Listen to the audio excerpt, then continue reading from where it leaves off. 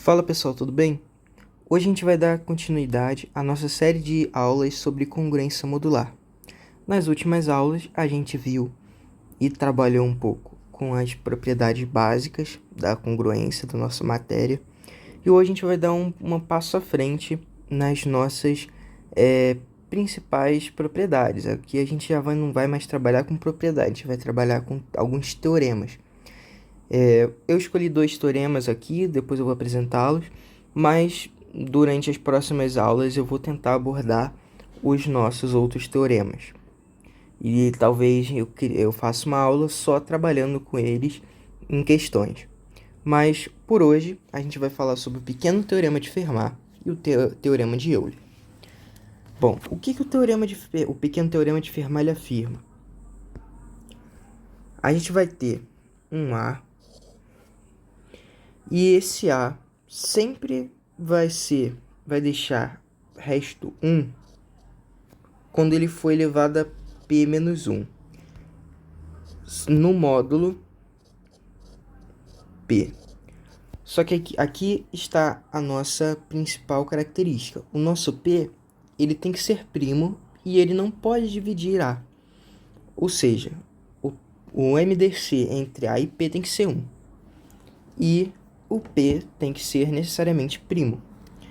Essa característica é interessante porque ela abre para algumas outras simples propriedades. Uma delas é isso aqui, ó. A gente pode multiplicar ambos os lados por A elevado a menos 1.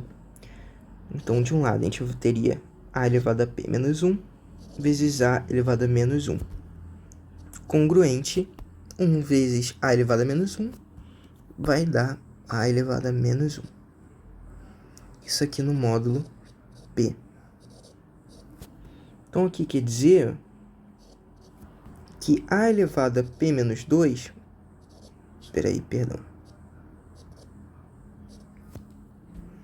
vai ser congruente ao inverso multiplicativo do nosso A.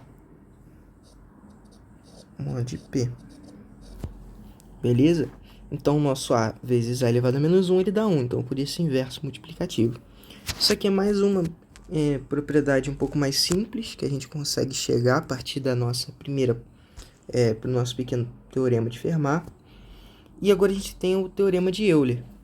O teorema de Euler é interessante a gente saber um pouco sobre a nossa função totiente, o φ de Euler. Então, vou botar aqui N. A nossa função totiente de Euler funciona da seguinte forma.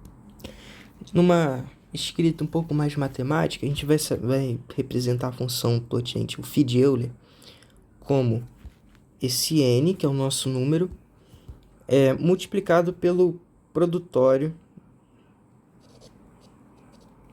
dos nossos, daqui de 1 menos o inverso dos nossos fatores primos distintos que formam N. Bom, de uma forma mais prática, é como se eu pegasse aqui, por exemplo, o 12.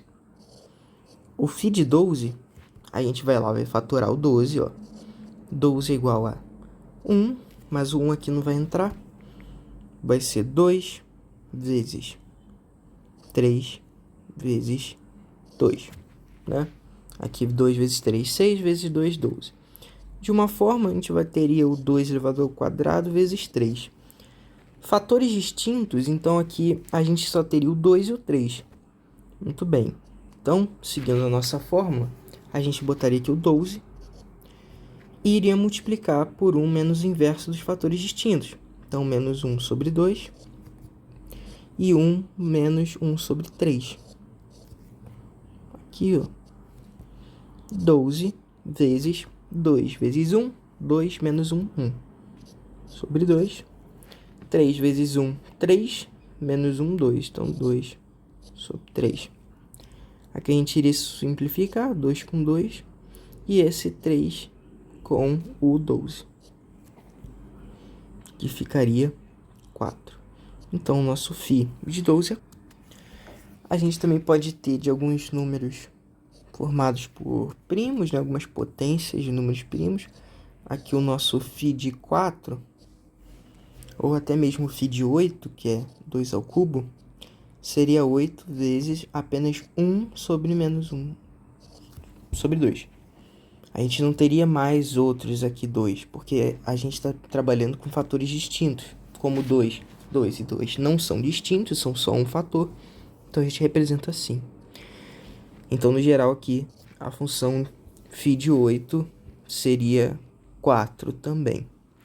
E a gente também teria o de primos mesmo, então pegar aqui o 11, função o φ de 11 seria 11 vezes 11, aqui 1 sobre 1 sobre 11, 11 menos 1, 10. Então, a gente teria 11 vezes 10 sobre 11. Então, aqui simplificaria, que é 10.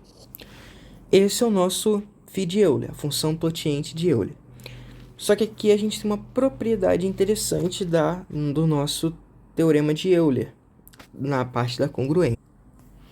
A nossa congruência aqui seria a elevado à função tociente de Euler de um número aqui, seria congruente a 1 no módulo. Vou botar aqui, ó, melhor. A gente está trabalhando com P, mod P, apenas se A e P sejam o MDC deles seja 1. Então, a gente vai ter esse teorema aqui. A partir desse teorema, o teorema de Fermat, aqui a gente consegue mais uma propriedade. Se a gente tiver, ó, A e esse P for primo, a gente consegue mais uma propriedade. Seguindo dessa outra aqui que a gente tinha encontrado. Isso aqui, menos multiplicado por A elevado a menos 1. Então, vezes aqui A elevado a menos 1 mod P. Mas essa parte aqui é um pouco mais geral, né? Então a gente poderia resolver aqui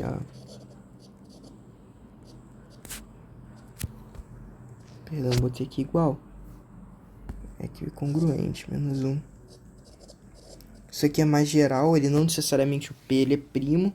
Se o P for primo, acaba que a gente tem uma certa relação entre esses dois, correto?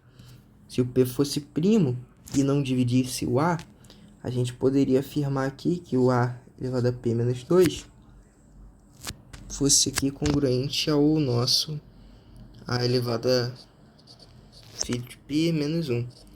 E até mesmo aqui no módulo P e tal. Mas essas são nossas relações. Então, isso aqui, praticamente, essa parte aqui, ela advém dessa. E a gente consegue mais uma relação, aqui principalmente na parte do teorema de Euler, que é se a gente tiver A congruente a B, mod φ de P, de botar de N, a gente tem uma seguinte relação, que é esse K, que é um número aí qualquer, elevado a congruente a K elevado a B, no mod N. Só se o K e o N, o MDC deles, for 1. A gente tem essa relação. Então, aqui, ó.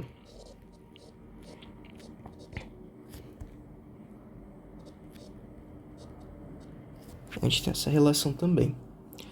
Bom, essas aqui são os nossos dois primeiros teoremas da congruência modular. Eles são importantes para a resolução de algumas questões mais avançadas, elas requerem o conhecimento delas. Nas nossas próximas aulas, a gente vai falar um pouco mais sobre outros teoremas e a gente vai abordar esses dois e os próximos numa outra aula separada, só para resolução de questões. Se você assistiu até agora, não se esqueça de deixar o seu like, se inscrever no canal. Qualquer dúvida, pode colocar nos comentários que eu vou tentar responder. Então, muito obrigado. Até mais.